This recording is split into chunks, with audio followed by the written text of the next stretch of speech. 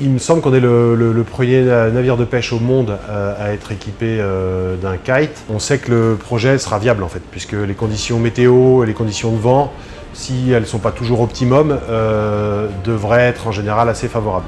L'idée est venue du constat qu'on doit progresser, s'améliorer sur notre impact environnemental et sur notre consommation de carburant. Assez rapidement, je me suis concentré sur les options véliques puisqu'elles nous permettaient d'être relativement indépendants.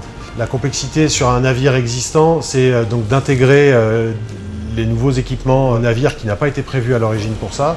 Assez vite, il m'est apparu que la solution la plus simple à mettre en œuvre était le kite.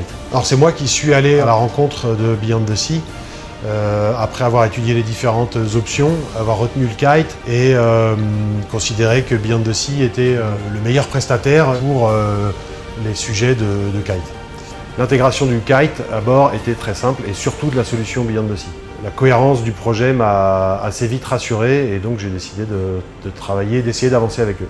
On a déjà pu observer, à conditions équivalentes, une augmentation de la vitesse de 1 nœud à 1 nœud 5 et dans le même temps une économie de consommation directe de 20%.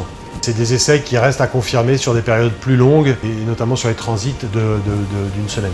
La pêche est en pleine évolution, pour ne pas dire révolution, et donc il faut qu'on suive le mouvement. Les exigences réglementaires sont toujours plus élevées, les attentes des clients également, et donc pour y répondre, on se doit d'être innovant en fait.